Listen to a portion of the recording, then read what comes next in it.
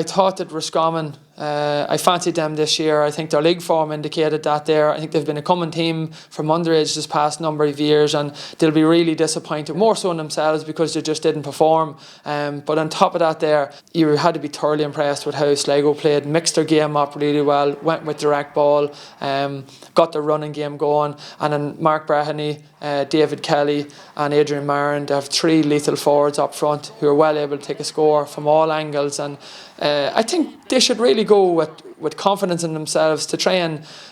back their own ability and see if they can bring the game to Mayo, because in them men they have match winners, they have boys that can put scores on the board, and I think I'd love to see them going out and just have a cut at the game, because they've nothing else to lose. Everyone believes it's Mayo's to win, so I think defensively they were really strong and compact against Roscommon.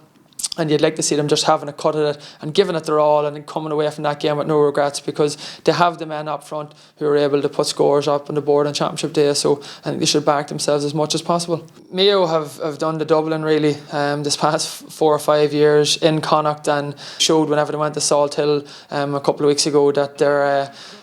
so assured within themselves, and it's a bit like Dublin and Kerry and Donegal and these teams. They've been going on a run this past few years, that they know what they're about. They have the physical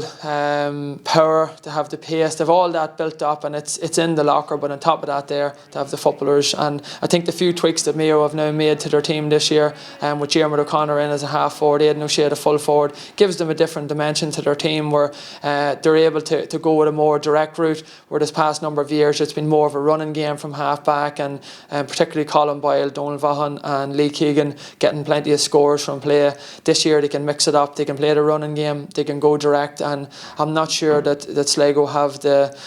players to be able to stick with them for a full 70 minutes. I've absolutely no doubt that for the first 30-35 minutes that they'll be well in the game, and they'll try and keep it compact and not let Mayo get away from them. But ultimately, as the game runs on, and Mayo's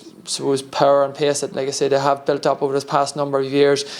it'll start opening up gaps, and the likes of Cillian O'Connor there, he's just such a lethal finisher that I would expect them to pull away in the end and head into an All-Ireland quarter-final. GAA, be there all the way.